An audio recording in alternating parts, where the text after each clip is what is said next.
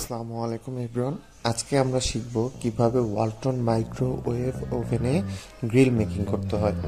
প্রথমে মুরগিটিকে সুন্দরভাবে ম্যারিনেট করে দেন আমাদের যে গ্রিল মেকিংয়ের যে রডটা আছে সেই রডটাকে মুরগির এপাশ থেকে ওপাশে প্রবেশ করানোর পরে আপনার মুরগির যে গলার সাইডটা সেটাকে সুন্দর করে বডির সাথে বেঁধে দিবেন এবং পিছনের এবং সামনের পা দুটো ওই রডের সাথে এমনভাবে বাঁধবেন যেন পরবর্তীতে খুলে না যায়, কারণ এটা খুলে গেলে আপনার গ্রিল মেকিংটা অনেক কষ্টকর হয়ে যাবে।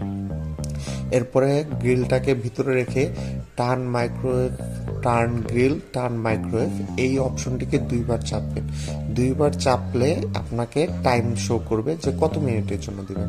প্রথমে এটাকে 40 মিনিটের জন্য বেক করবেন, দেন বের করে এটাকে যদি প্রয়োজন মতো আরও মশলা দেওয়া লাগে মশলা দিয়ে আবার এটাকে ব্রাশ করে দেন আবার এটাকে প্রবেশ করে প্রায় 20 থেকে 30 মিনিটের মতো সেম প্রসেসে গ্রিল টার্ন মাইক্রোওয়েভে ক্লিক প্রেস করে 30 থেকে 20 মিনিটের মতো দিলে এটা পারফেক্টভাবে কুক হয়ে যাবে। আর যদি কেউ বেশি একটু পোড়া টাইপের খেতে চান তাহলে টাইমটা পরবর্তীতে চেক করে আরও বাড়িয়ে দিতে পারেন।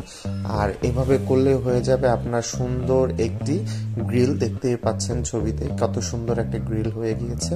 সো খেয়াল রাখতে হবে হাতে যেন অবশ্যই গ্লাভস পরে নেবেন, না হলে হাতের উপরে রডে ছ্যাঁকা লাগতে পারে।